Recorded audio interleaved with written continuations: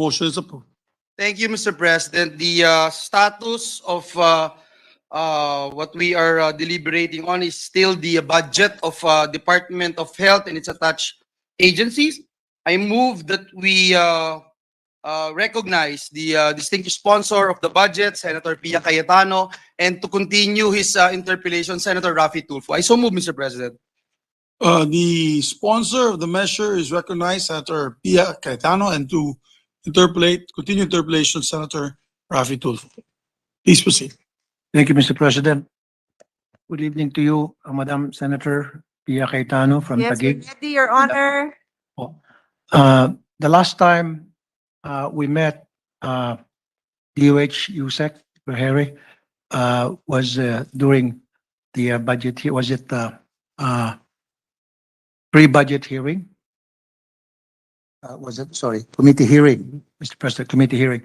And I requested from you to provide us some documents pertaining to those medicines that were that expired, that were left to expire in some warehouses of the DOH due to the negligence of some people in your department.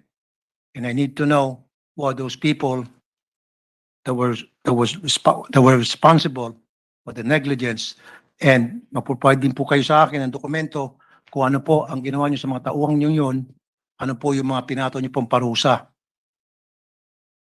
Meron na ho ba kayong dokumentong yon na nirequest po namin? Kasi po, we're talking of billions and billions of pesos na nasayang po, na baliwala ng mga medisina dahil po sa kapabayaan ng mga taga-DOH for years and years. If I'm not mistaken, Mr. President, umabot pa ata sa more than 20 billion pesos ng mga medicines na nag-expire sa mga bodega ng DOH dahil sa kapabayaan po ng mga tauhan nila sa DOH. I need to know who are those people that were responsible, at ano po, where are they now, at ano po ang parusa ang ipinato sa kanila.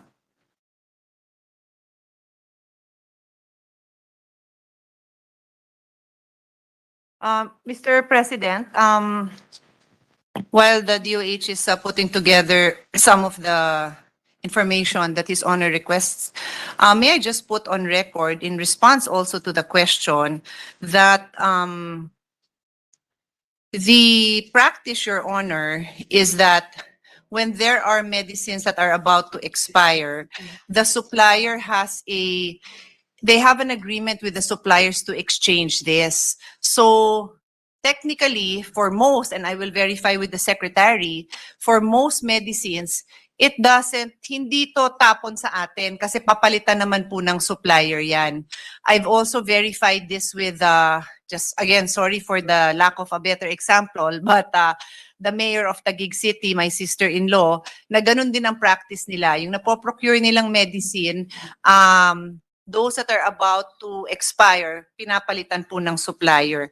Further, DOH states that what they also do, pag nakita nilang slow-moving ang particular na medicine, they transfer them to the highly burdened areas where it is normally consumed faster. So they are now in the process of, they want to be able to build more warehouses around the Philippines to reduce distribution delays. On that note, let me get the additional information that is available to us. Yes, ma'am. Tapos yung iba, talagang may agreement na mayroon year expiring na pinakalit siya lang.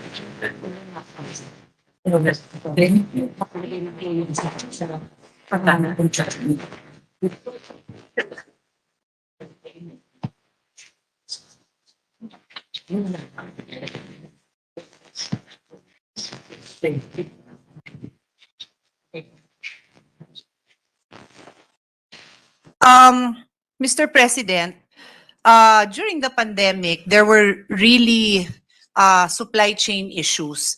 And for that reason, there were many instances where yung medicines were either not delivered where they were needed.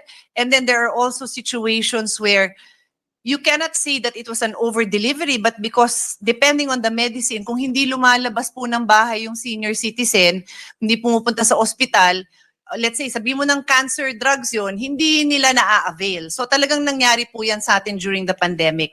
But now po that we are almost back to normal back to business, back to the usual practices, there is hardly any medicines that are expiring precisely because of this practice now in place that the suppliers exchange it. And this is written into every contract now that they are entering in with new suppliers. So I believe that's a good thing. Kasi dinatnan ko din po, Mr. President, colleagues, yung sitwasyon na ang daming natatambak na drugs. Let me just see if there's anything else I have to add.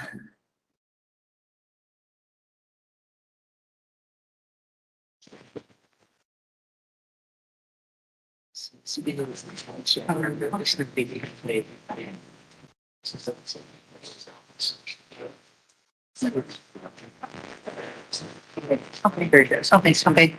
So to give more details, Your Honor, yung medicines po na near expiry were actually pulled out by the supplier and they were issued credit memos.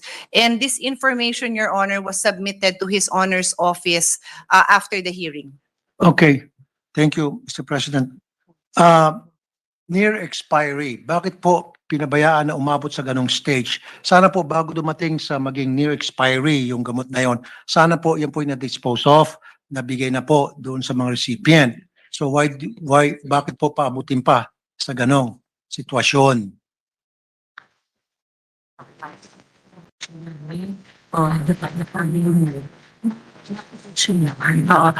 Does it means na overstock? Sumobra po yung pagbili ng mga gamot natin? Kaya hindi ho agad na-dispatcha? Sana po, na-deliver these medicines should have been Yes. delivered on time. Yes. In a Your- timely manner because we're talking about medicines here. Medicine saves people's lives. Of course, Your Honor, we note His Honor's concern. Like we explained during the interpellation with Senator, the Deputy Minority Floor Leader, it is the job of DOH to ensure that the medicines needed are available. But there are instances, and let's just use COVID as an example because that is the example we gave the Deputy Minority Leader, na in as much as gusto nila lahat magpa-booster, yung uptake ng booster shot wasn't as high as we would want. But that is your duty to have that stock on hand. So with the upcoming, I hope it will not be an epidemic, but no one has asked the question, so I will volunteer the information. Yung ho dito sa measles outbreak, polio outbreak, WHO has predicted, and sadly, the Philippines is on top of the list dahil napakaraming batang Pilipino na hindi nakakuha ng kanilang regular shots. Kailangan po ready sila. So if the time would come na hindi pa rin nagamit yon, it was still their job, Your Honor, to have those stocks available. What they could have done and what they are aware of, because they gave me a list of things that they are doing to improve the consumption of the medicines and reduce the unuse, is to increase the campaign for these vaccinations. I'm talking about vaccinations.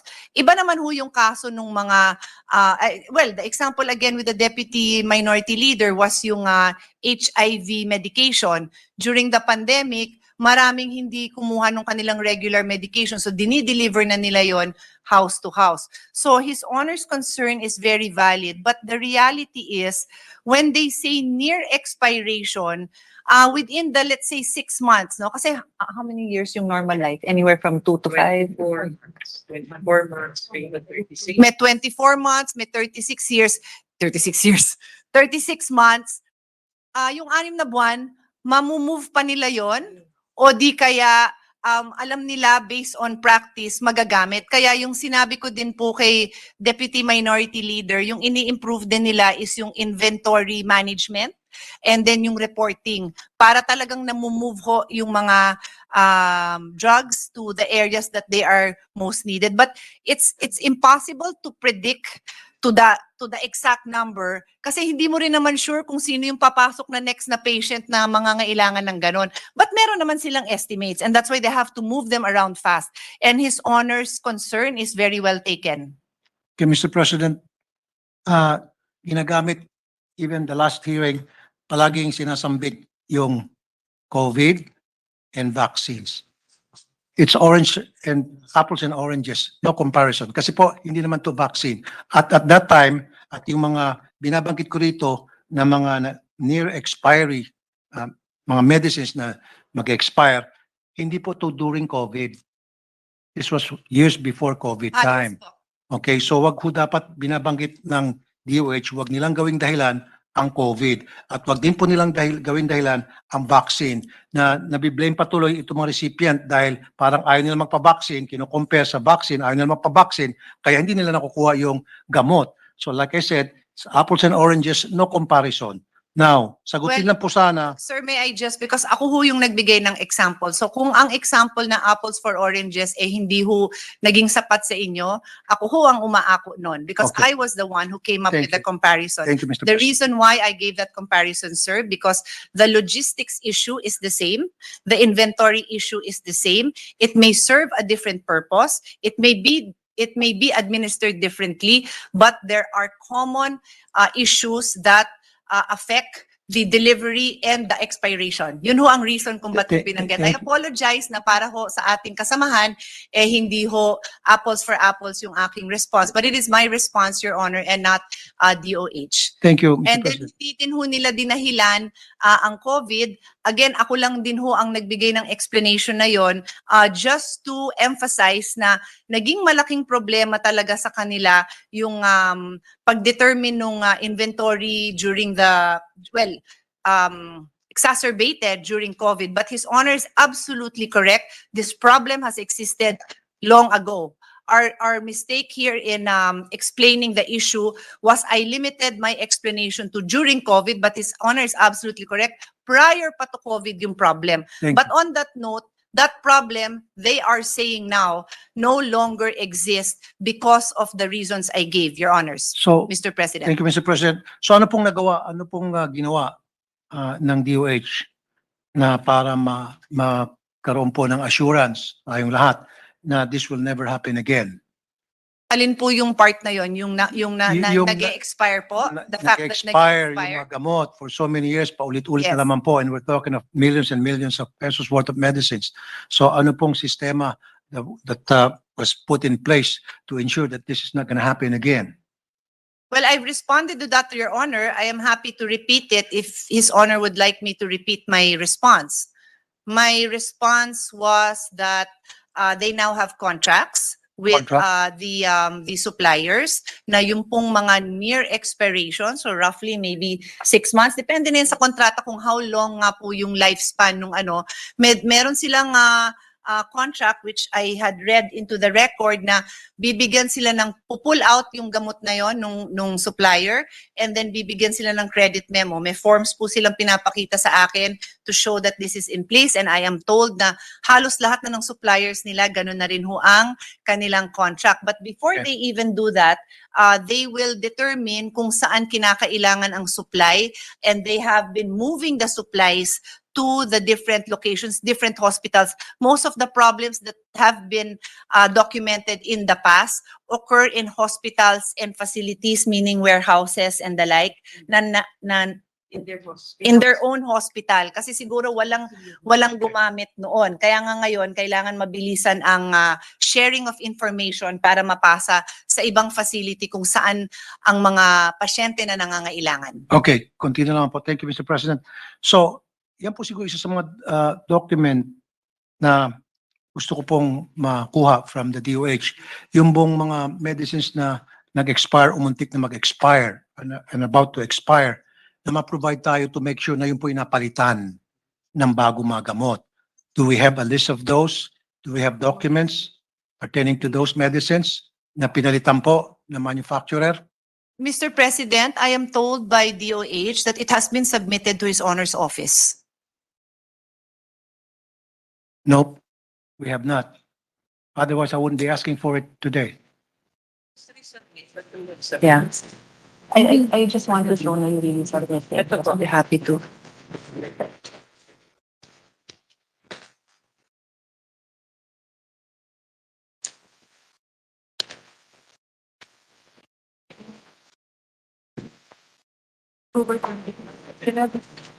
I am looking, I am reading I have, hold on, I will pull out my glasses.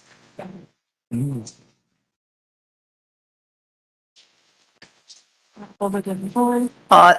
is an email. It's an email dated October 24, addressed to the Honorable Rafi Tulfo, member of the Committee on Finance. Dear Honorable Tulfo, on behalf of the Department of Health, we sincerely express our gratitude for your support during the sponsorship, so and so, and in accordance with the discussion and key agreements made during the said meeting, they are submitting. Medyo putol lang, but it was sent, Your Honor, October 24.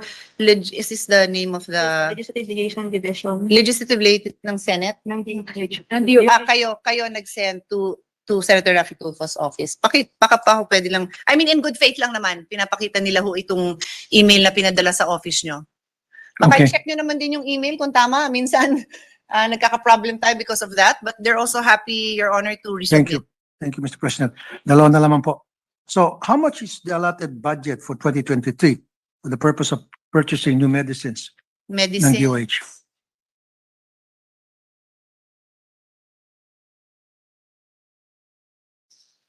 Francis.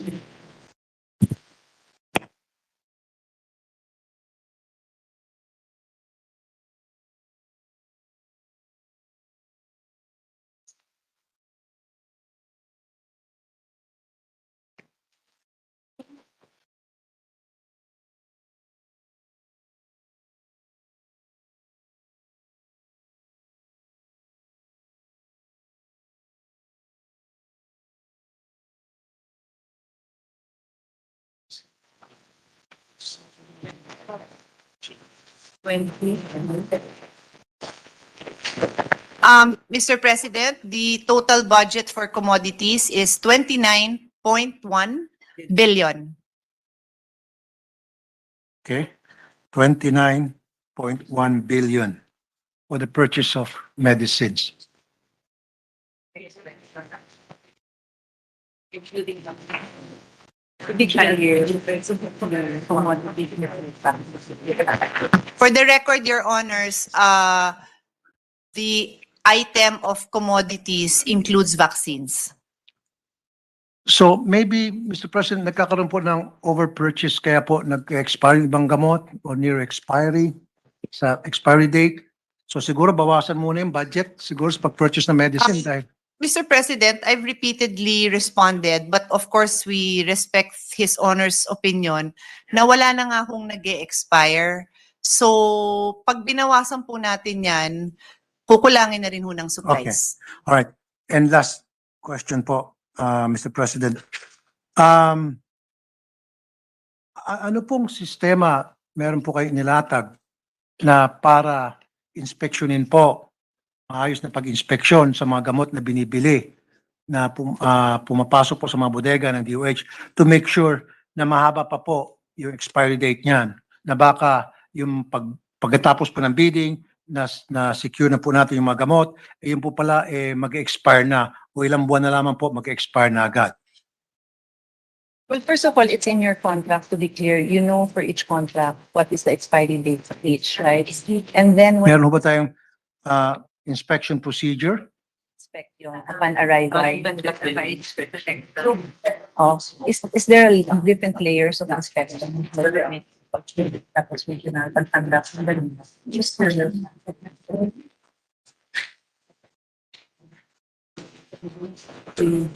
please. Okay, hindi na-verify lahat yun. Ano pangalan nun? Inspection and makes. Okay. Inspection and acceptance. Mr. President, DOH has an inspection and acceptance committee. So upon arrival of the goods, this is inspected to ensure that it is compliant with the specifications of the contract that was or the bid award, no? And then this will be shipped out to the respective, to the respective recipients. Yes. And then maybe We have the allocation coming from the angels and then from the allocation, the like chain manager. Okay. Perhaps this would give our colleague a degree of comfort. They actually have assistance coming from USAID to automate the system of monitoring. Kasi sa dami na nga rin po, we are 110 million Filipinos. Talagang the volume is quite high. So if we can digitalize this, it will be better. So are we in the process or it's done? So it's done and then it's just a matter of implementing it with all recipients, mga regional and then hospitals, pati ho sa LGU. Very good. Okay. Wala na pong question, pero piece of advice po sa ating mga taga-DOH, pangalagaan niyo po yung mga gamot na binibili niyo po sa DOH. Dahil yung mga gamot po yan, intended po yan para sa mga hirap, hindi po para sa mayaman. So we all know, yung mga mahirap ng kababayan, wala silang pambili ng gamot sa mga butika dahil mahal, so they want free medicines. At some of them, dahil sa kulang sa gamot, lumalala yung sakit at namamatay pa. So those medicines dapat maibigay on time. Okay, with that, thank you, Mr. President. Thank you, Madam Chair, Senator Pia Cayetano, my dear colleague. And thank you, the men and women behind DOH. Ganun din sa FDA. Was the gentleman from FDA? Sir, babantayan kita. Salamat po. Thank you, Senator Raffy Tulfo, Majority Leader. Yes, Mr. Thank you President. po to our colleague, the senator from Davao.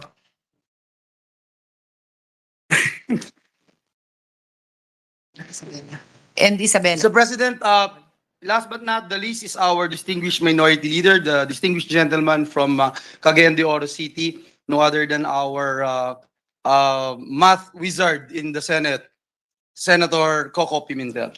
I move that he be recognized, Mr. President. Our Minority Leader, Senator Coco Pimentel, is next to interpolate. But before that, the Chair would like to take advantage, just like to thank our Finance Chair, Senator Sani Angara, for adding to our Cancer Assistance Fund from 250 million, it was increased to 500 million.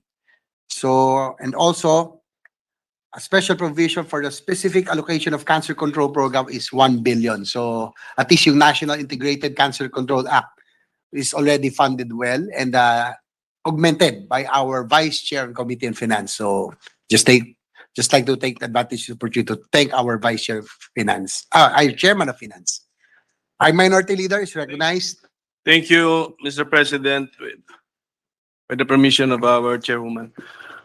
Senator Tulfo ended with the medicines. So can I start with that topic, Madam Chair? So we have a line or an expense in the budget of the DOH for the purchase of medicines. Okay, so my question is the DOH also spending public funds on the purchase of vitamins or food supplements or any other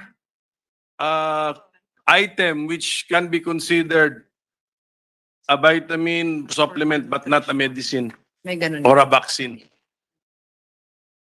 Seniors, wala. Wala po. And then how do you distribute? It's for our regional people to distribute to As local needed. government. As needed. Okay. The answer to that question, Your Honor, is no. No. They do not purchase vitamins except, Yun ang- Your Honor will know this very well, except for babies. Okay. So meron silang purchase of vitamins for infants and children ba to or infants lang? Ano ba yan? Infant and children, vitamin A, Mm. Lahat ba yan? Considered vitamins ba yan? Not really. Yes po. Ito po, Sig- therapeutic milk, supplementary. tas supplementary food. And that is given to the regional offices. Kano po? Ay, itong total. Kunya, example lang, for the year 2022, for example. Hindi, kunyari, si vitamin A, This is the total, 300. Kahit yung total lang, Mr. President, of for all of those items which are not medicines and Ito. which are not vaccines, but which are nutrition. can be called consumables. It's under the heading of nutrition, Your Nutrition. Honor. Okay, good. And the amount is 368,184,944. Okay, 368. So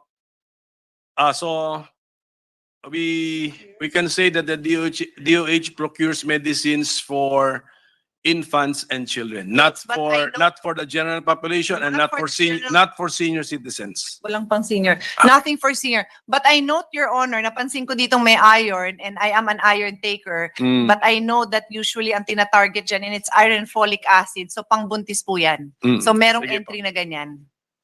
Sige po. So sa usaping ganyan, yung mga ganyang items, how do we call them? What's nutrition? Ano tawag natin diyan? If they're Nutrition commodities. okay, doon po sa mga nutrition commodities, meron din pong applicable pa rin yun yung concept ng expiration. Yes. Yeah. So can we same question. Are we caught with expired nutrition commodities?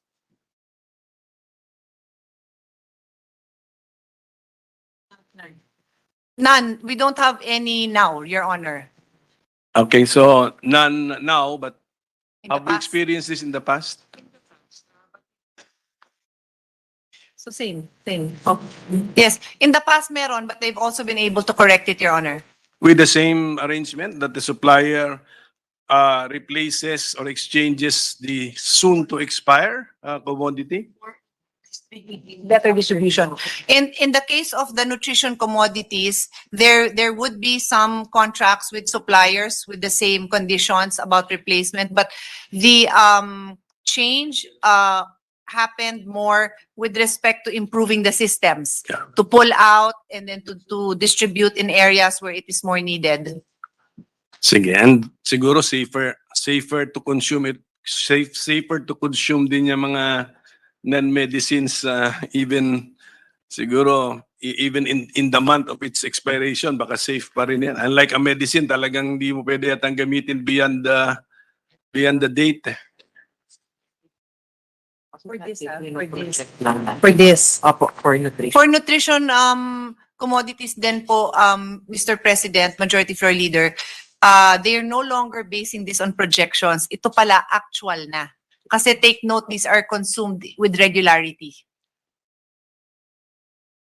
Yeah, pero kung sa buntis, they know. They would know that children, I mean, so From this to that. Yung sa mga bata, before it was all projected, now it's based on how it should be. Yung buntis naman po, admittedly may projection na lang, may Projection. projection pa rin naman yan. But the Hindi. children, identified na nila. So if they are consuming it up to a certain age, alam nila na the Sige. following year they will still consume that. So when we plan for this amount, what's our cut-off age, Madam, Mr. President? 103 projected 5 years. 0 to 11 months and then 5 and below. 12 months to 59 5 years. Okay. It depends on the program and the need, the particular intervention for nutritional commodities. It could be 11 months, up to 11 months. Others are 0 ba yun to 59? 0 ba yun? 0 to 59, which means 5 years old. And they also have 5 12, months. ano yun? 12 months to 59. 12 to 59 months pala yung isa. So that's 1 to 5.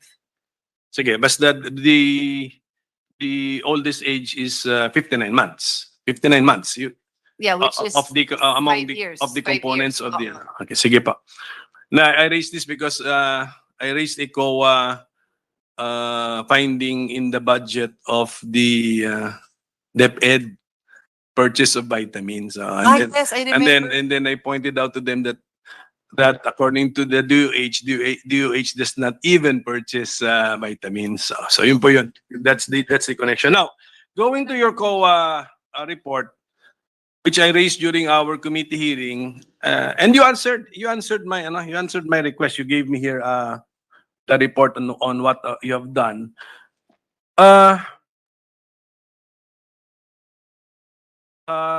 The common finding would be, according to your explanation, is over remittance of taxes withheld from supplier. That's one. But then another one, this is the common one from in your regional offices. Tax refund for resigned/retired employees, which you still have in your custody. Parang ganon. And in effect, what I understand from your letter dated November 7, 2022. For example, ito pong PhilHealth Regional Office PRO 2. I'll just read the entry para po ma-refresh po yung sumulat sa akin si Edwin M. Oriña, MD, sa Doctor, Senior Manager, Corporate Planning. PhilHealth pala ito. Sorry, PhilHealth. This is PhilHealth. Can I shift to PhilHealth? Sorry ba? Okay, and Your Honor. Is PhilHealth, we are tackling the budget of PhilHealth, di ba? Sige po, ito po. PhilHealth pala, I asked the... Sige po, ang sabi ninyo, for example, the outstanding balance consists of, sample lang, I mean, this is repetitive finding consists of tax refund for resigned/retired employees. Okay. That's the explanation. But what I'm disappointed with is the phrase which will be paid once a letter request is received from the concerned former employees. So paulit-ulit po yan, Region 2, sa head office, ganon din po yun. So wala po tayong initiative to simply refund these people. Kasi sa ipatulog natin yung amount sa hahawak natin, hindi naman nila alam, entitled sila for the refund. PhilHealth pala ito. Supplier.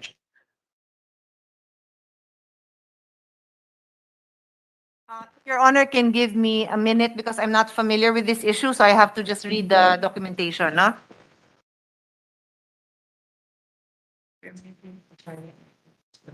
Kasi yung babalik niya sa kanila na pwede nang transfer para okay.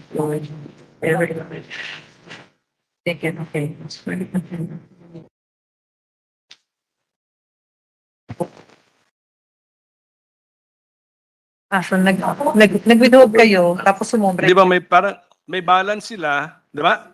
COA has observed that you have amounts in your custody Okay. which should not be in your custody. Then you explain, di ba? Ang explanation nyo, this belongs to former employees. Short kayo. Not from personnel. So na-short ka. Tama ba yan? Nag-iintindi ko.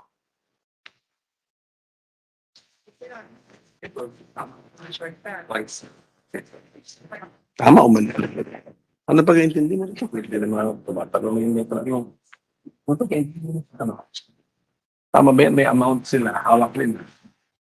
Dapat rin yung iba nila. Pero, passive sila. Gusto nila ma-discover. No? Tama. Ganun nga eh. Passive sila.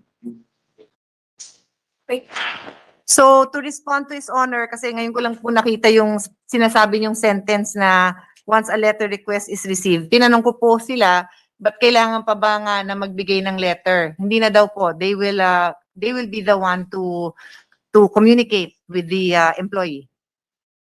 Beginning tonight. Because we pointed it out. Ganun ba yun? Kaya nga namin pinopoint out. I mean, passive. Ngayon, we pointed out, you promised to be proactive. Ganun. Yes, kasi yun yung pala. Ano bang base?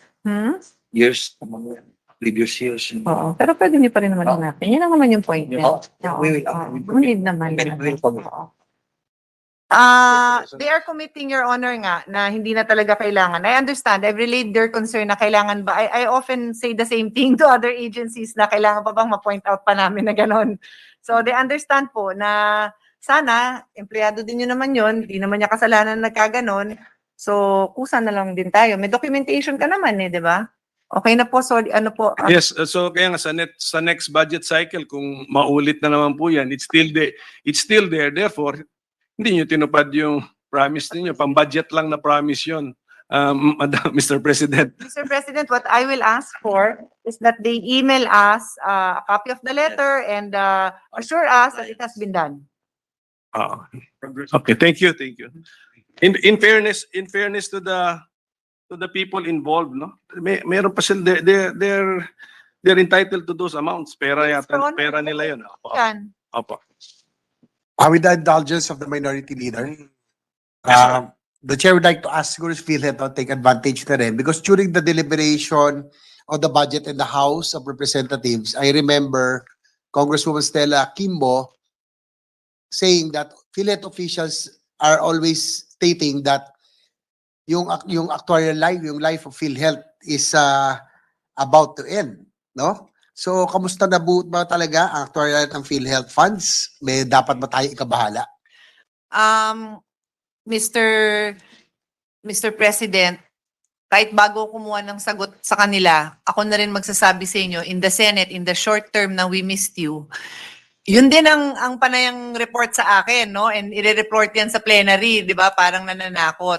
Yeah, PhilHealth is about to die. Lagi nila sinasabi. But I recall, Your Honor, after my briefing for this year's hearing, I had a briefing just with among them and my staff, and we clarified that, no? Kasi with the numbers that we were using, hindi naman basta-basta ganun naman yun na mauubos. Of course, we have to continue to support.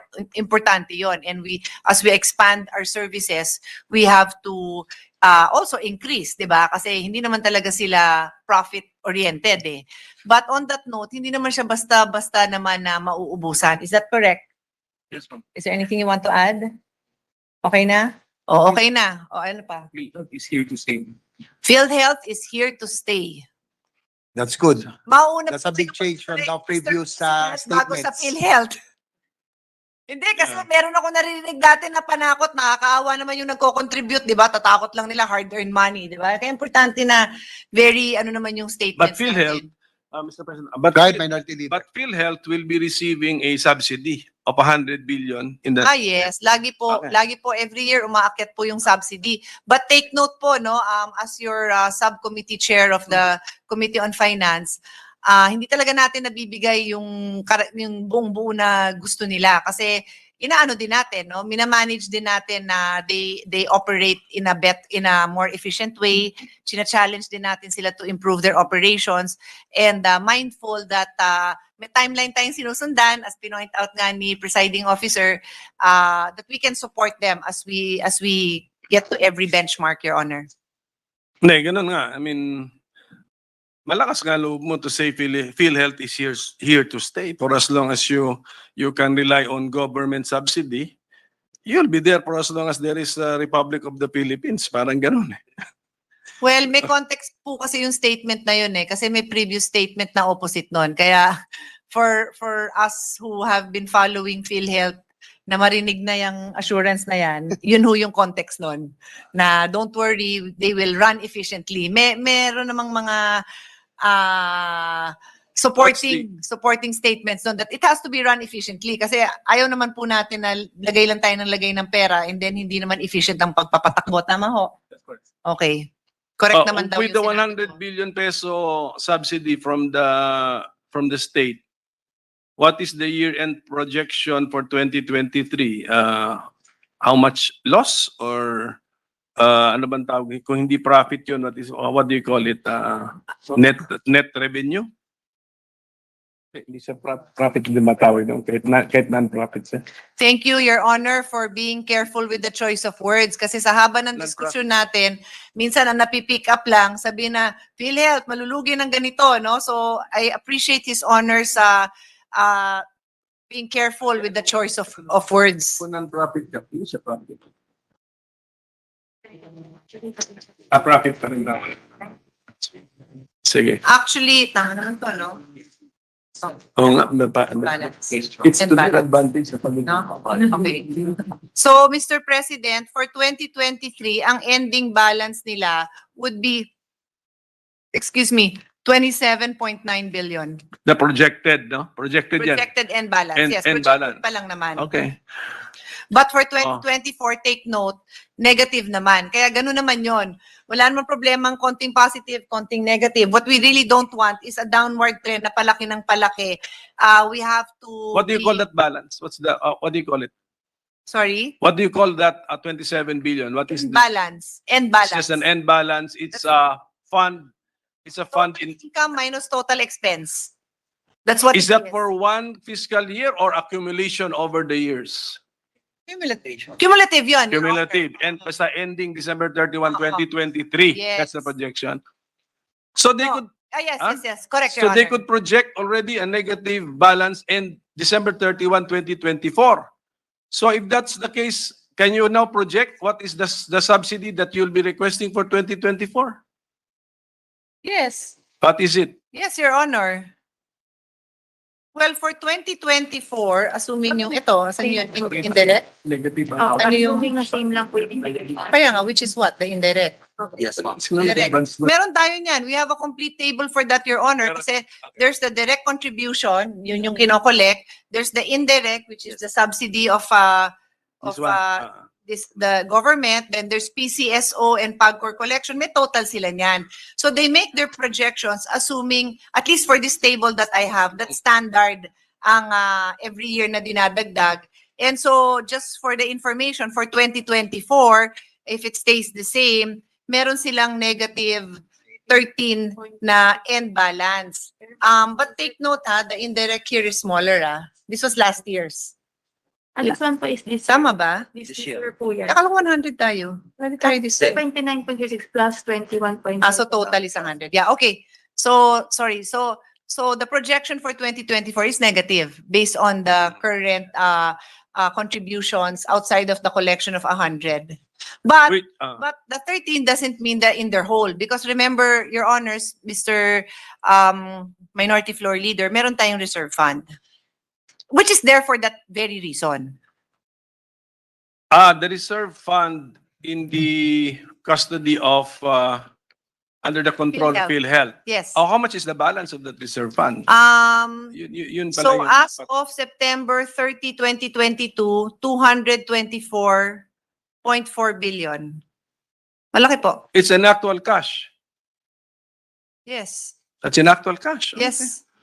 Ay, ano ba? As, No, sorry. Yeah, invested. Pero accessible naman. Hindi, I mean, hindi naman yan lupa. Hindi naman yan painting. Oh, in that sense, ano ba tawag doon? Liquid. cash equivalent. Liquid. Cash equivalent. lang sila ng mga, mga bonds, ganyan. Sige. So, and in spite of that, they are asking for Roughly 100, Your Honor. 100 Oo. billion. Okay, so benefit expansion. Kasi, Your Honor, I would like to spread into the record that almost every year, if not every year, nag-expand naman po yung coverage natin. I am proud to say that because just like Senator JV would observe, when I was a senator in 2004, sobrang liit, negligible yung coverage nun. And then ngayon, dumadami na yung mga sakit na nako-cover. Di ko na nga mabilang To be honest, dati bilang ko pa yan natatandaan ko pa. Ngayon, marami na, and of course, supposed to be no balance billing, pero hindi yata kayo up to date sa costings nyo. So, yung no balance natin, trabahuhin natin. No? Okay. sige po, okay. So anyway, yung PhilHealth, masalimuot na topic yan.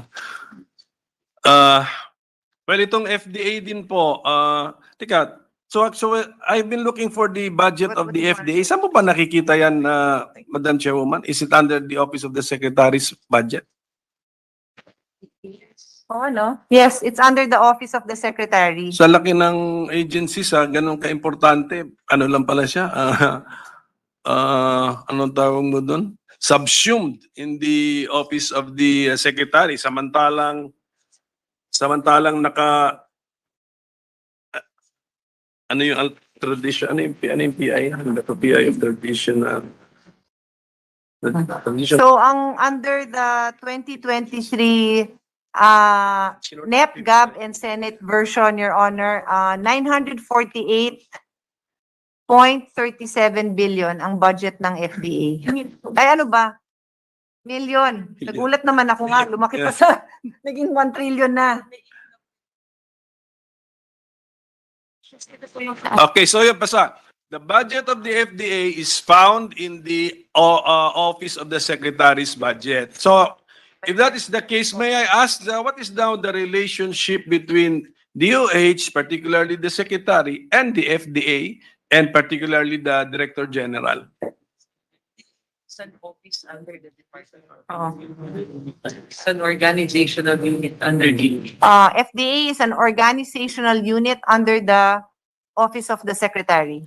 Does the secretary exercise control over the FDA?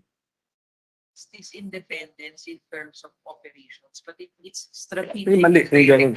So I would say there is independence. Your Honor, there is independence in terms of their daily operation, but in terms of strategic direction, the office of the office of the secretary and the complement would be there to support and to be involved, Your Honor. Ginamit ko yung word na control. Ibig sabihin nun, findings, official decisions of the FDA cannot be reviewed and overturned.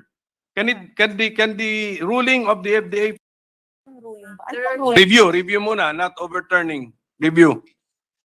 Are these in your exercise of Eh, your mali, something is quasi-judicial wrong sa budget function? nito. Yung ba yun? Bakit In ganun? the exercise of your Dapat quasi-judicial separate. function, may appeal? Pag may nag-a-appeal, tapos na sa whether nga pag may nag-appeal, napupunta na sa The exercise of the quasi-judicial Ninong, tanong ka ba? function, ha? Ninong. Yung mga may product na nilapit sa inyo, yung mga ganun yun, di ba? Oo. Mr. President, in the exercise of their quasi-judicial function, if there is a decision of the FDA and then it is appealed, it goes to the Office of the Secretary. So, appeal. The FDA, In the exercise of the quasi-judicial function. as a regulator. Mm-mm. So FDA's decisions as regulator can be appealed to the Office of the Secretary. Tama po yun. Yes. What are the other, what is the other Instances nature of the decisions of the FDA? Ano pa ba? policy direction. Kung hindi siya regulatory quasi-decision, quasi-judicial decision, Dumadaan sa inyo. control siya, control. Sabi niyo kasi other than Yeah, yeah. that. So in policy decisions. So for policy decisions, Your Honor, it goes to the Office of the Secretary also for the Secretary's input.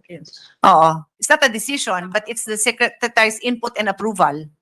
Approval is control. Policy decisions. So kung mag-i-issue siya ng circular about something. Okay, decisions as regulator. Okay. Administrative orders, Your Honor. Ngayon, what if there are complaints about this anong tawag mo ito? Delay, yung mga ganun, unreasonable delay. Policy. So- Delay na to as in performing your function as a regulator. So, can the people affected run to the secretary Oo. to also complain? If somebody complains to the Office of the Secretary, they will entertain. Of course, they will give that specific complaint to the Director General to address it, but they will also look into it and work with them because the Secretary and her team are very much aware also of the general issues that have hounded FDA for the past years. In fact, most of us here in the Senate know those issues as well. But we never involved the DOH secretary. Parati natin binabanatan si FDA. Well, Eh, in that kung- on that Oh. note, Mr. President, I see your point. Ako personally, I talk to DOH as well. I usually talk to the Parang- FDA, DG and the Secretary together, but that has just been me. That has been my practice. Parang ano yan, ang analogy dito is DBM and PSDBM. Di ba? Wag naman Okay. yun. I don't know if that's a good analogy. Yun na nga ang nangyayari. But then an again, it attached, might be. I don't know. Sige po, ito na lang for the Dr. Sakate's information. Meron din kasi akong text na natanggap. Basahin ko na lang, sir, kasi sabi mo bawal lang inyong one-on-one or face-to-face interaction with the public. Pero you really With need the public, you really ano? need, bawal sila sa interaction sa public kasi nga mapapagdududahan sila. Bawal po talaga yon. Pero ang gusto sabihin, but you should still know, feedback, entertain the feedback. And so I will, the chair, if the chairwoman will allow me to read this feedback, which I will, paraphrase na rin po, no?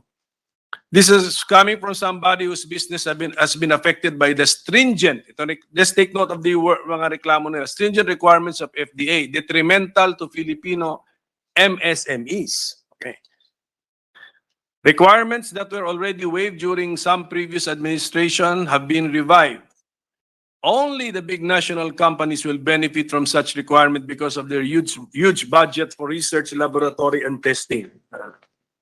Tapos nagmura siya. Mura. Hindi ko na babasahin yung mura niya. Binigyan ka ng 24 hours to comply or product recall. Sinagot mo at nag-comply ka sa mga tanong nila. Remember, approved na ng FDA itong product.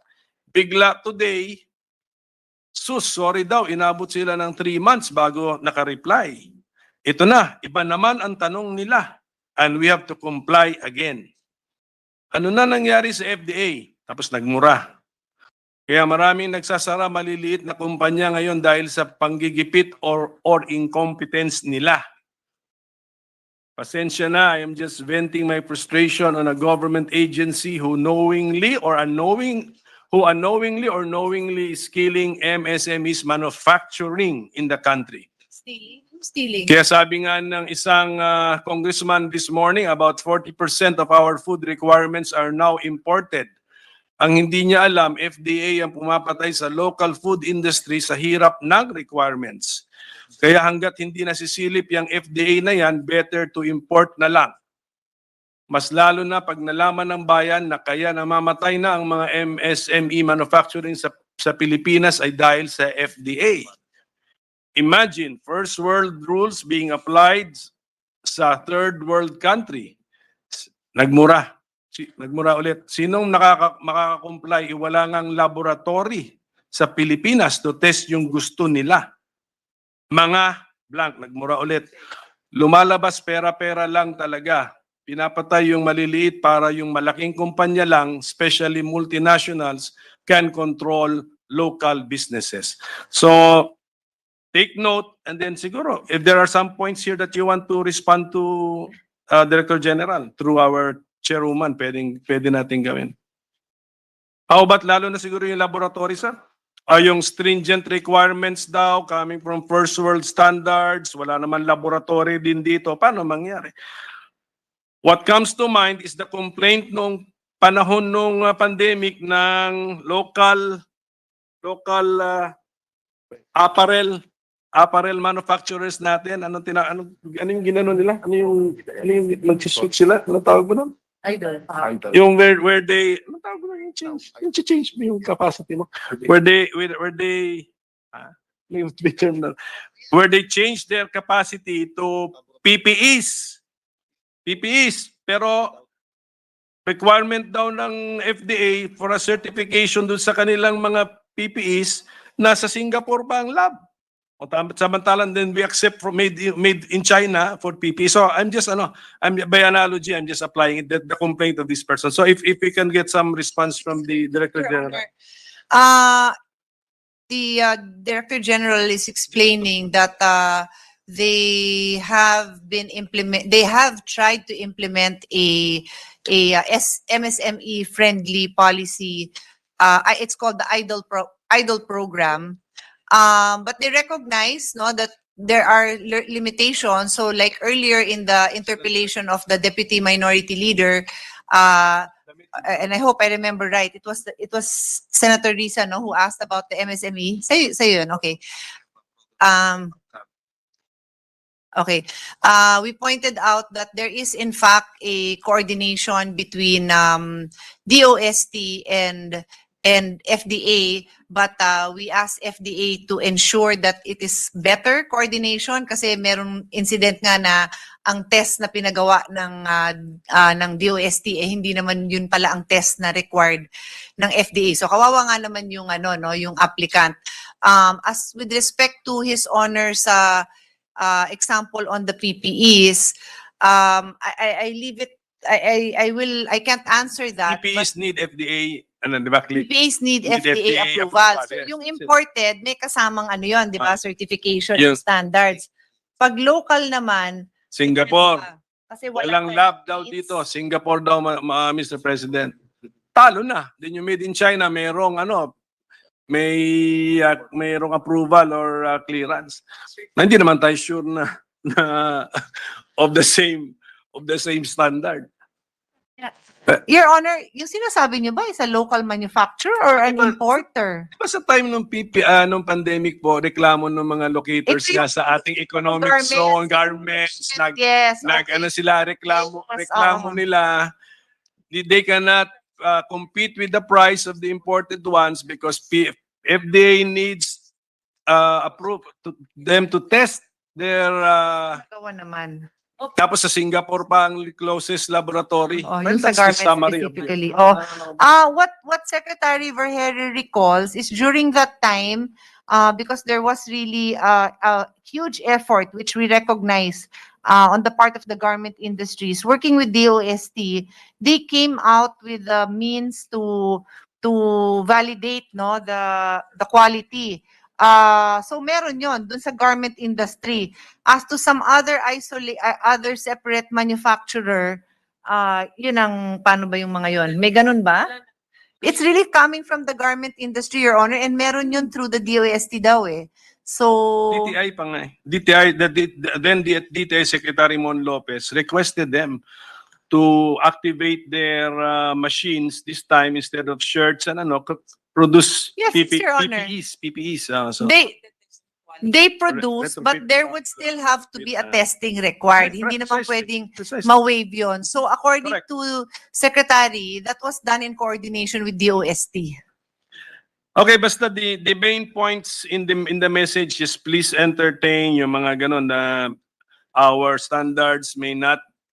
I'm not necessarily sharing the opinion I just read, pero I'm just telling you the frustration felt on the ground para alam ni Dr. Sakate, it involves your agency. Marami na pong mura doon na hindi ko na binasa. So, ibig sabihin, ganun na. Yung talagang, pent up, emotion. Siguro isa tong negosyante nagsara. Nagsara siguro siya because of the requirements na hindi na niya makomply. Napansin niyo, sir, yung ito yung requirement. Tapos, nag-comply. 3 months later, ay, ito na naman ang requirement. So, violation na yan ng ease of doing business actually. Dapat from the very start, ito lahat ng requirement. Ganun dapat yun eh. Your Honor, if I may just respond, although I have never represented an MSME when I was a practicing lawyer, ang dami kong nirepresent na companies, no? And in fairness sa FDA, na hindi naman ito yung FDA nun, hindi ko alam kung sino yung FDA nung bagong graduate ako, 1990s pa yan. Naka-fix naman yung requirement. It's all documented. Of course, sometimes kung kulang yon or hindi eksakto, yun ang hihingin. Pero in fairness lang, nandun naman yung requirements. I just don't know with the MSMEs and sa dami na talaga ng mga produkto, Yeah. baka nga may lack of clarity. Yeah. So the message is delivered, no? Oh, with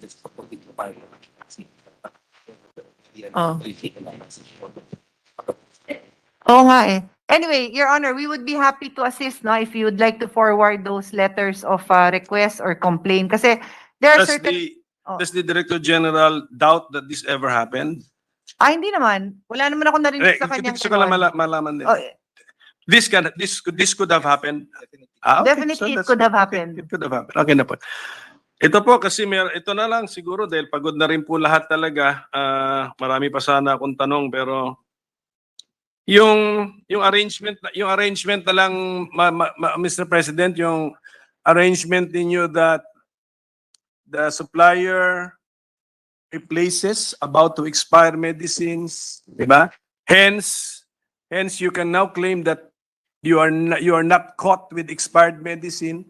Pero may loss doon eh, ha? May loss. Actually, if you look at the equation, merong loss doon eh. So who absorbed the loss, the economic loss? The supplier. Don't you think from the very start, in the pricing of the medicine, hindi na niya kinarga yun? Hindi niya kinonsider yun? But Your Honor, your point is well taken, but that's precisely why what was emphasized by the Secretary was the better distribution and inventory management. Mas yun din yung fino-focus niya. yeah. In fairness, in my relaying the response, twice ho yun ni-repeat sa akin na yun yung ini-improve nila. Yung inventory management and then yung logistics, no? Pero syempre, this is recorded. We can ask for the about to expire medicines which were exchanged by the supplier. Naka-record po yan. Oh, so we can also assume that kung wala yung arrangement, let us assume yun yung worst case scenario, those were the expired medicines. Nakuha yung I mean, under your system, you have an exchange. So about to expire, you exchange. Naka-record yan. Number or even amount. Kung wala yung exchange na yon, we can even assume 80%, 70% nung halaga na yon, let us assume that they expired and were not replaced. Kasi walang exchange mechanism eh. Hence, loss is absorbed by the government. Okay. Well, but In the situation na merong exchange, we assume that the supplier absorbed the loss kasi wala na, useless na yung expired. When the about to expire medicines actually expire, wala na yun eh. Loss from the supplier. Don't you think from the very start, kinompute na po nila yan? And if they computed that from the very start, it made the per unit cost greater than the actual per unit cost. System that works for everyone. Your Honor, this representation understands 100% the point that His Honor is trying to make. Of course, may cost yun kasi nga mag-e-expire na yun eh. Anin pa ba nila yun? But we don't know, Your Honor. Baka may pinagbibigyan pa silang third world, no? May cost yun. Kahit ano pang paggawin nila doon, may cost yun. But the reality is it's an accepted practice all over the world. Even with non-medicine-related commodities, nangyayari na nga po yun. So I don't know if there's much more we can do other than focus on what exactly the DOH already said, that they are continually improving their inventory management. Di ba yung binanggit nyo na USAID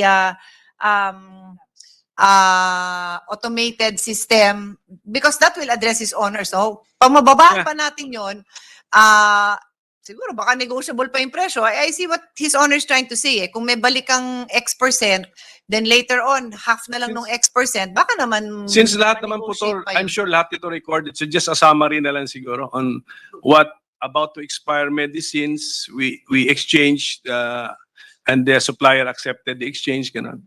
Yan po, the quantity and the cost over the years para lang makita lang po natin. Mhm. Kung talaga bang... Kasi They can submit, Your ibig sabihin, ang gusto ko lang sabihin, they should not be Relying on that. complacent na okay, papalitan naman yung Yes, supplier. tama naman po. Pero alam naman natin kargado na yun from the start. So if we tingnan natin kung naging efficient nga rin din sila because they were not complacent, they were always on their toes na Yes. proper planning, projection, talagang needed itong mga binibili natin or binibid out po natin. And for the information of the minority floor leader, I read into the record what they're doing about it precisely to minimize the expiration other than just the return to the supplier. May listahan ako doon. It's on record na. I can repeat Sige. it, but I would Hindi, assume na in okay writing- naman sa inyo na In writing na lang, I'll just look at the figures. yeah. kung ano No, I'm saying na na-report ko na yan on the floor in Yes. response to the deputy minority's question na ano pa yung mga steps that they're taking. Just to show to the DOH or just to let them know that there is an office willing to go over Yes. this topic or those figures. Yes, Your Honor. It is appreciated. Because it might be just a sleight of hand, Madam Chair, if you know what I mean. Yes, Okay. Your Honor. Nawala yung isang figure dito pero natago sa ibang figure. Anyway, ito po, is the DOH the proper agency to ask if you want to know the total amount we have spent for COVID-19 vaccines? Would you know the total amount?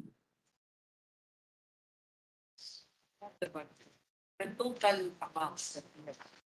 Okay, notes. But the. Not the first, Yes, Your Honor, That's like, okay, DOH has the total amount that has been spent per year, or just for this year? Yeah, they have the total amount, but if you will ask for a breakdown on the per vaccine, depending on the brand, they don't have that because that was handled, the negotiations for that were handled by IATF. problem And the is, Department of Finance pala, no, which is Ah. part of IATF. so it should have been during the hearing of the budget of the Department of Finance. We should have asked. Yes this. po. Okay, kasi okay, would the DOH know where in the 2023 budget amounts for COVID-19 procurement are distributed or hidden? Alam nyo ba na yung sa SIP sa program appropriation, meron for vaccine, pwedeng gastusin yun for vaccine? Alam nyo po yun? Magkano ba yun? Yes, Your Honor, as previously asked, no, I think by Senator Risa,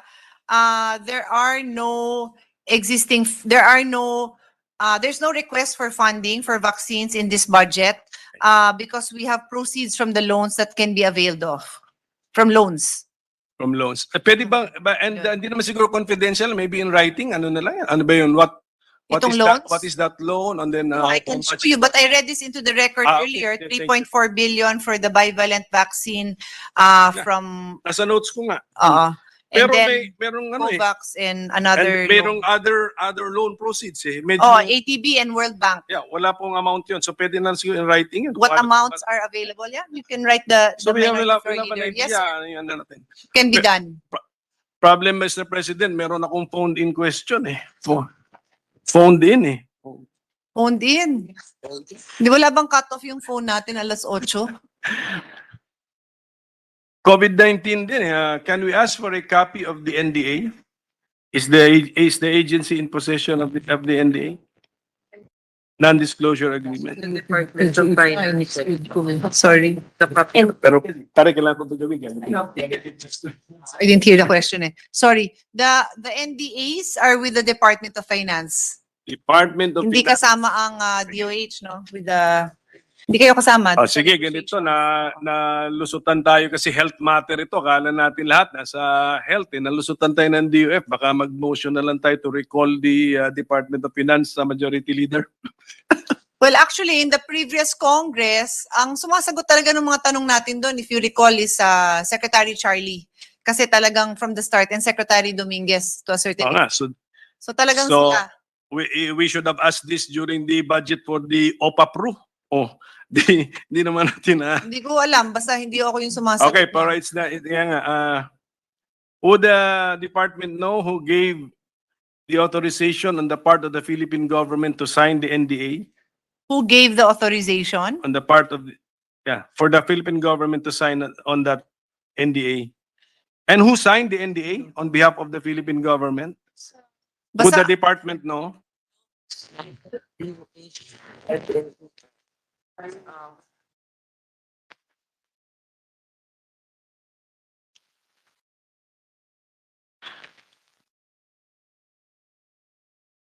Okay, last night, ano ko lang, in writing natin ito lahat. Bigyan natin sa DOH, DOF, at saka kay OPA-PRO. Kasama sila sa HR. So it was a Collective. ba yan? Ha? Ay, nga ba? Tama mo yun, OPA-PRO ba yun, pare?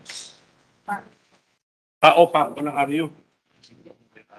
Hindi, bago na name nun eh. Hindi nyo ba alam? Bago na name. OPA-PRO, sabi ko sa nation. And reconciliation and unity. Or just RA? But Bayanihan 2. Bayanihan 2 and then RA naman sa RA. okay. Your Honor, in Bayanihan 2 and then and the same provision was carried over in RA 11525, there was authority given to enter into tripartite agreements that would mean the supplier, the local government. Sino ba yung tri doon? The local government or NTF, manufacturers, and DOH. So NTF, manufacturers, and DOH. And if you will recall, Secretary Charlie Galvez was designated vaccine czar, and then later DOF was also designated as a negotiator. So the provision on the non-disclosure is found in the tripartite agreement, or is it a separate agreement? Secretary is saying that it is a requirement of the manufacturer. And I also recall, Your Honor, because I was asking the same question when this was being discussed 2 years ago. That is also the response that I got from Secretary Charlie Galvez. Kaya nga, It is a requirement. It is a requirement. if the secretary can guide us or clarify for us, the NDA is a separate agreement from the tripartite agreement, which is actually a procurement yung tripartite to purchase yun eh. Tama po, separate. Are we talking about two agreements or the tripartite agreement contains the NDA provision? Sorry, what's the question? What was the last question? Are we? Are those Is two it different tripartite agreements? agreement? You can only sign this if you have signed the NDA agreement. So dalawa separate yun. Or is the NDA a provision in the tripartite agreement? Because you will not be able to discuss with them the details if you did not sign the non-disclosure agreement. When So you these are say two when you say they, when you say they, I mean the government negotiators. Yes. Oo. Oo.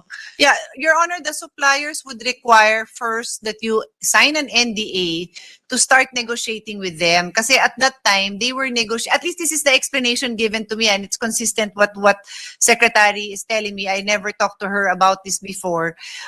Requirement ng supplier is that you sign that NDA because meron silang mga, I guess, different price structures depending on the country. That's my understanding. Yes. And I also have not personal knowledge. I was told by one of our lead negotiators about some difficulties in negotiations precisely because they were really asking for lower prices. Sige. And the suppliers would be demanding certain conditions, Your Honor. I can share it Sige. with you. At least naklaro po na when the questions are asking or are referring to the NDA, do not bring us to the tripartite agreement kasi iba yun. Okay? So NDA ang pinag-uusapan. So, okay, so klaro po yun. From the answer, yan ang aking pagkaintindi. Wala pa yata nakita rito sa atin ng NDA. Kaya nga they were asking the secretary, baka naman may nakita na si secretary na NDA. So anyway, these are questions from a colleague of ours. Kaya kailangan ko rin itanong. And then it's a series of questions. Question, Your Opo, Honor. opo. May pasa question Pwede. tayo. Majority to minority pa. Kung tutuusin. Thank you, Your Honor, for Eh, taking the contents okay. for the majority. Okay, we will just submit to the secretary the rest of the questions on the NDA, but anticipating because of what you've given us, the information you've given us, we'll also send the same set of questions to the Secretary of Finance as well as to the Secretary of OPAPRU. Okay, para masagot po nila ito lahat about the NDA. Okay, lahat NDA ito, hindi to, wag nila tayong dalhin sa ibang agreement. We just want the NDA. So, Madam Mr. President, anyway, alam naman natin lahat, napakahalagang ano naman to ahensya and sector in our government.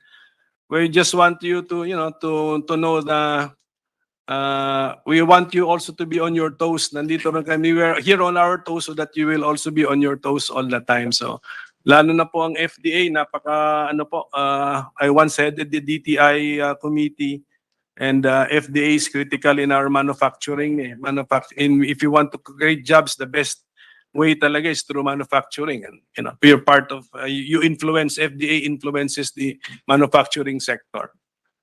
So with that, I would like to thank our chairwoman for her patience and for the entire DOH family for their patience also. So maraming salamat po sa inyo lahat. Thank you, Thank Minority you Leader. po, Minority Floor Leader. Minority Leader. Thank you, Mr. President. It's 10 o'clock in the evening. We started DOH budget at around 4:30, Mr. President. We commend our colleagues for their passion to really debate and help our department ensure that every peso counts. I just wanted to put on record, Mr. President, before I make the proper motion, when we were talking about